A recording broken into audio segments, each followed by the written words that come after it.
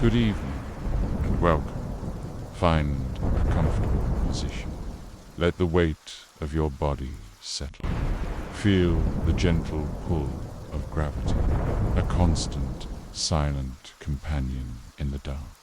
There is no need to rush here. There is only the stillness of the room around you and the sound of my voice. We are often taught to fear the dark, to fear the things we cannot see. But the true masters of fear know that sight is a distraction. The most profound terrors are not seen, but heard. They arrive on the edge of hearing, in the spaces between sounds, in the moments when you think you are completely and utterly alone. Tonight's story is about that kind of fear. It's a story about a man who went looking for silence and found something waiting for him within. So breathe in and out. Let the world outside this moment fade away. Let the story begin.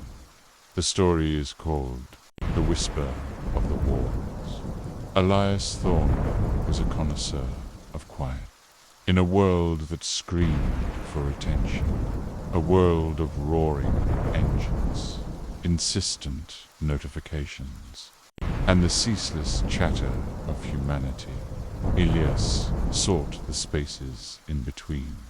He was a sound archivist, but his specialty was unique. He didn't capture by the songs of rare birds or the clamor of bustling markets. He captured decay. He recorded the subtle groans of abandoned buildings, the sigh of wind through the shattered panes of a forgotten church, the almost imperceptible creak of a ship's hull surrendering to the sea. He believed that in these sounds of slow collapse, there was a kind of truth, a narrative of time itself. His latest project, funded by a surprisingly generous grant from a university's esoteric studies department, was his most ambitious yet, to capture the sound of a place settling into true geological silence. He needed a location utterly devoid of the sonic pollution of the modern world. No distant highways, no flight paths, no human presence for miles. His search led him to a listing for a house that seemed too good to be true. It was a long-term rental, isolated deep within a vast, privately owned forest in the country's most sparsely populated region. The listing was peculiar, written with an almost poetic reverence for the property's defining feature. Its silence be a sanctuary for the serious, contemplative, it read. Here one can finally hear oneself think, and perhaps what thinks between the thoughts. The house was known simply as the Blackwood House, named after its architect and original owner, a man named Alistair Blackwood, who had died decades ago. Locals, the few that there were, spoke of it in hushed tones. They didn't tell ghost stories, not exactly. They spoke of the house as being watchful, as a place that held its breath. For Elias, this was not a deterrent. It was a siren song. The day he arrived, the air itself seemed different. After turning off the main road onto a gravel path that snaked through miles of dense, ancient woods, the sound of his car's engine felt like a sacrilege. The trees, thick with moss and heavy with years, seemed to absorb the noise. When he finally killed the engine in front of the house, the silence that rushed in to fill the void was staggering. It was not an absence of sound. It was a presence. It had weight, texture, pressed against his eardrums, a low, resonant hum that was more felt than heard. The house was a strange piece of architecture. It was a two-story structure, built from dark, almost black timber and local stone that was slick with a fine green moss. It had too many gables and too few windows, giving it a top-heavy, brooding appearance. Like a man with his brow furrowed in perpetual thought. The angles were subtly wrong, the lines just slightly askew, creating a disquieting effect, as if the house were a dream that was struggling to hold its shape. Inside, the feeling of oppressive quiet intensified. The air was cold and still. Dust lay thick on the heavy, dark wood furniture, capturing the last rays of the afternoon sun in golden shafts. The layout was a labyrinth of small, oddly shaped rooms connected by narrow hallways. It was a house designed for solitude, not for Gatherin. Elias was delighted. It was perfect. He spent the first 2 days setting up his equipment. This was his sanctuary, his laboratory. He had microphones that could capture the sound of a spider spinning its web, preamplifiers that could boost the faintest signal into clarity, and analysis software that could dissect a sound wave into its constituent atoms. He placed contact microphones on the old wooden beams, shotgun mics in the cavernous, empty halls, and a highly sensitive binaural microphone shaped like a human head to capture sound as we hear it in the very center of the house. His goal was to record for weeks, to capture the house's entire sonic vocabulary as it breathed and settled around him. He would record the groan of wood contracting in the cold of night, the whisper of dust settling on a forgotten surface, the sigh of wind finding a crack in the window frame. He would compose a symphony of silence. On the third night, he began his first serious recording session. He sat in his makeshift control room, a small study off the main living area, surrounded by the faint, reassuring glow of his equipment. He wore his professional-grade headphones, the cups sealing him off from the world, and listened to the feed from the binaural head in the central room. The silence was profound. He could hear the low thrum of his own circulatory system, the soft prick of his jaw. He adjusted the gain, pushing the sensitivity higher and higher, listening to the house. And that's when he heard it. It was faint, so faint that at first he was certain it was an artifact of the equipment, a ground loop, a bit of electronic noise. But it wasn't. It was structured. It was a rhythmic, incredibly low-frequency pulse. It was a sound that felt ancient, organic. It was the sound of a slow, deep, impossibly large breath. Inhale, a long, drawn-out pause, and a slow, sighing exhale. He checked his instruments. The sound was real. It was there on the spectrogram, a faint, undulating wave at the very bottom of the audible spectrum. It had no discernible source. It wasn't the wind. It wasn't the house settling. It was something else. He took off his headphones, and the sound was gone. The room was utterly, completely silent. He put them back on, cranked the gain to maximum, and there it was again, a soft, slow, rhythmic breathing. seeming to emanate from the very bones of the house. Elias felt a prickle of cold on the back of his neck. He was a man of science, of logic. Every sound had a source. But this was different. He sat there for hours, alone in the dark, listening to the house breathe.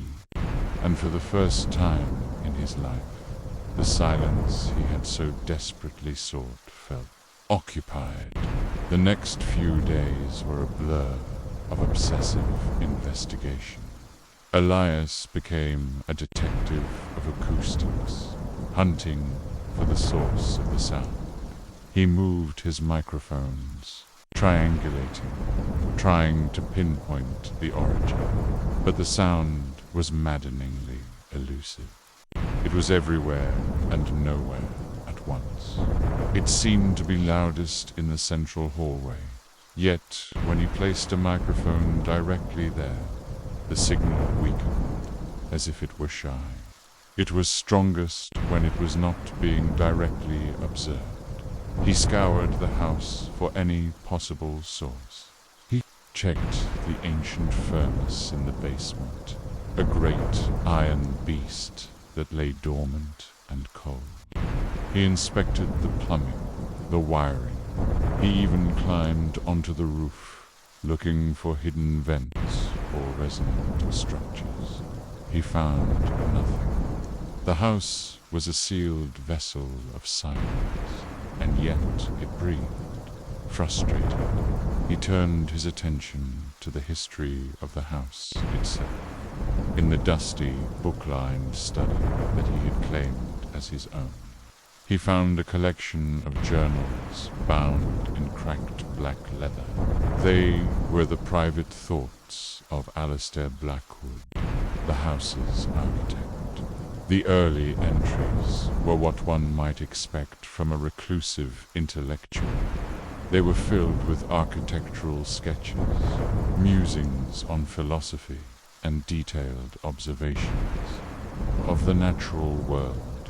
Blackwood, it seemed, was as obsessed with silence as Elias was, but his obsession took a different, more metaphysical turn. Silence is not an absence, one entry read. It is the canvas upon which reality is painted. Sound is a fleeting distraction, a chaotic ripple on the surface of a deep, conscious ocean. To truly know the universe, one must learn to listen to, put the silence. As Elias read on, the entries grew more and more erratic. Blackwood wrote of conducting acoustic experiments, of trying to tune the house like a musical instrument. He believed that if he could create a space of perfect, absolute silence, he could make contact with this fundamental consciousness he called the pleroma, or the fullness. The house is an amplifier, he wrote, his handwriting becoming a spider, scrawl, the angles, the materials. They are all designed to cancel the mundane world and amplify the voice of the void. I am close. I can almost hear it. It whispers on the edge of hearing. It calls for me to join it, to add my quiet to its own. A chill went through Elias. He was reading the words of a man who had walked the same path he was on now. A man who had heard the same impossible sound.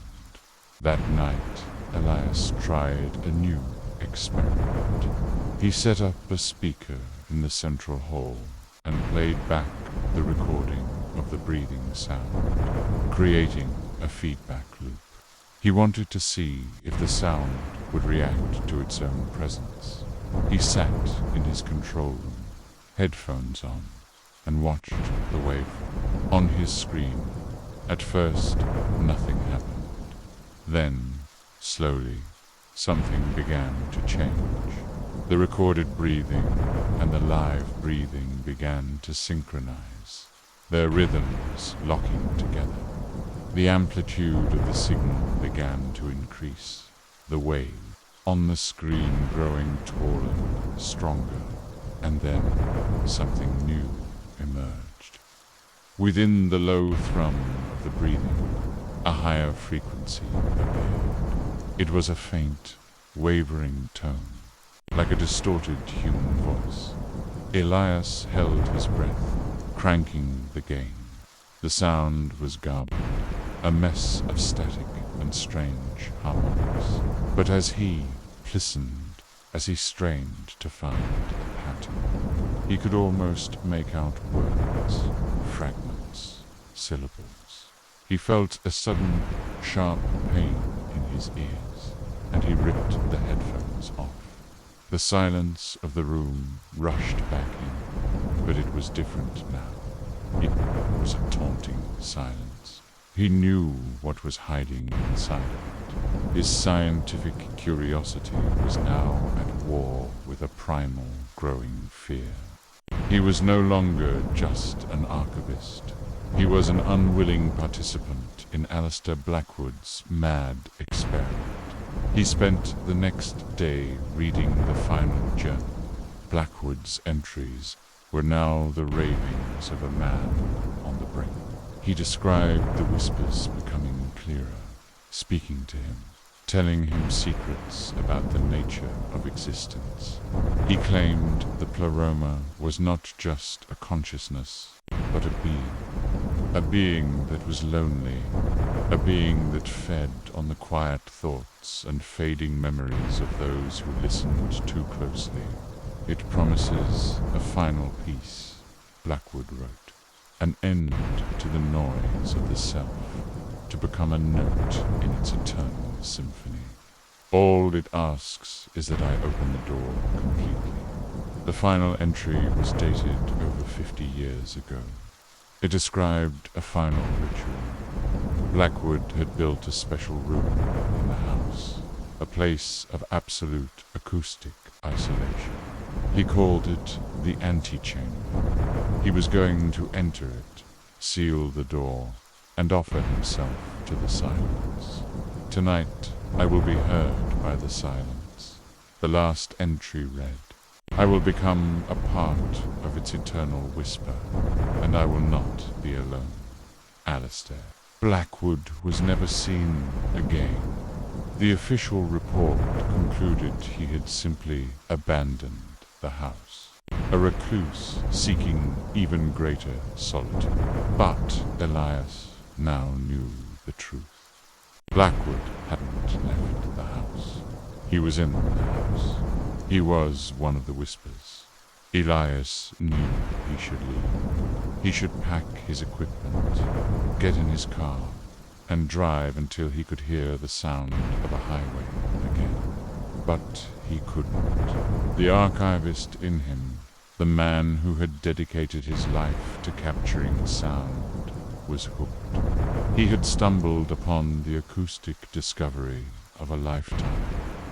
A sound with no source. A sound that was aware. He had to find the antechamber.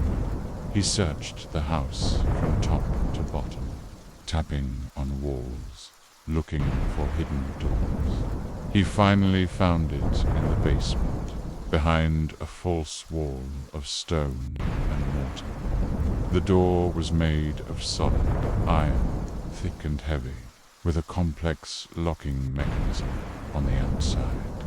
It was a tomb door. With a groan of protesting metal, he managed to pull it open. The air that flowed out was cold, dead, and utterly still.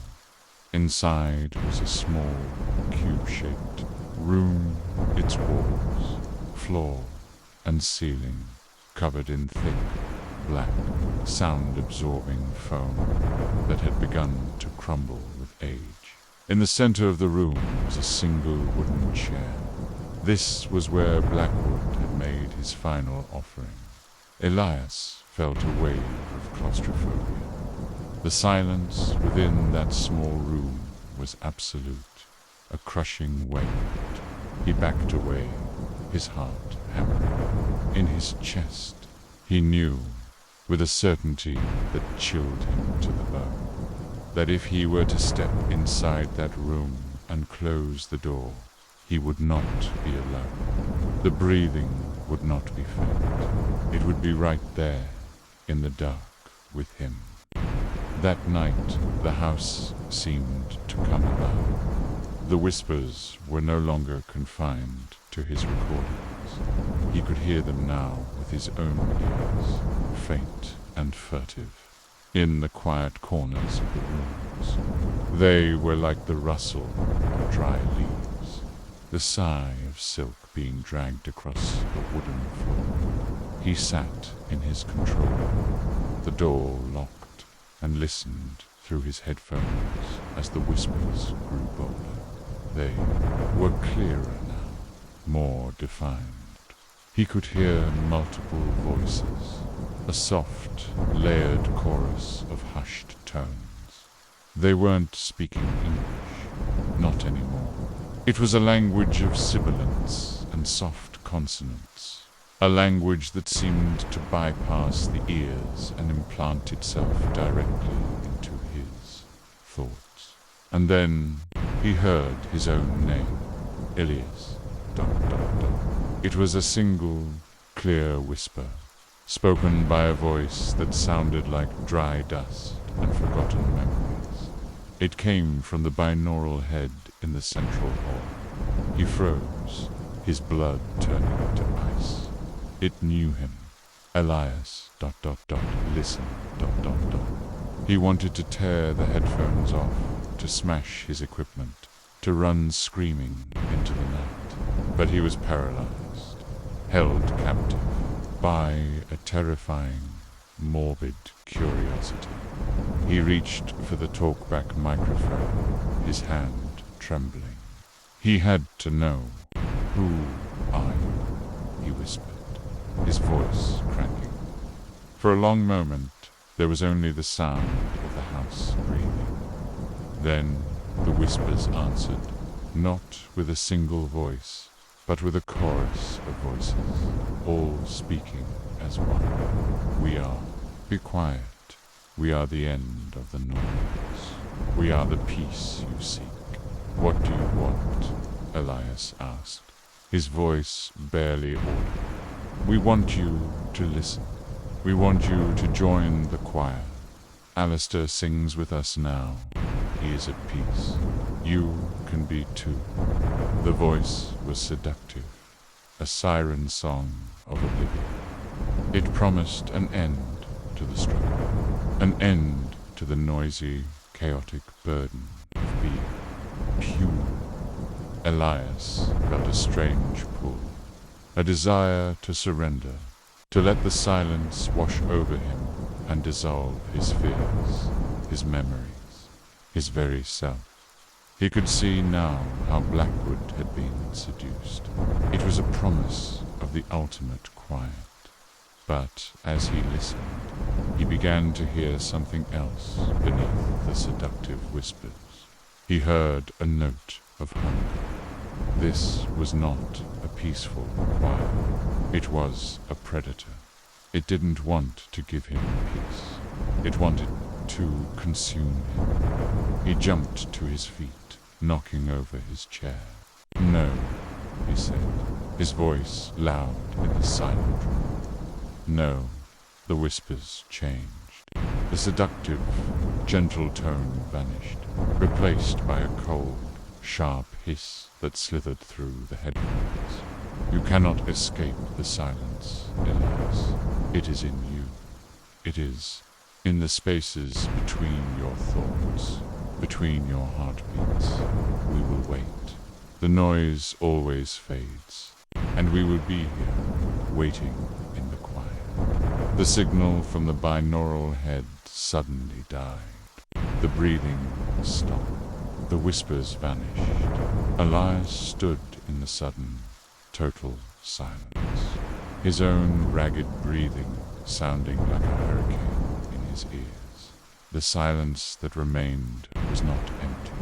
It was heavy, patient, and filled with a terrifying, malevolent intelligence. It was watching him. It It was waiting. He knew he had to get out. Now, he didn't pack. He abandoned his millions of dollars worth of equipment, his life's work. He grabbed his keys, his wallet, and ran from the control room, not daring to look into it. The dark central hall as he passed.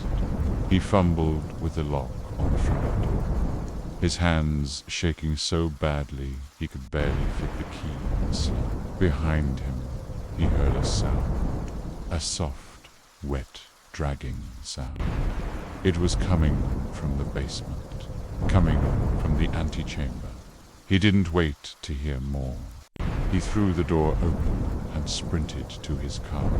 The profound, heavy silence of the forest pressing in on him. He jumped in, jammed the key in the ignition, and the engine roared to life, a beautiful, profane, wonderful noise.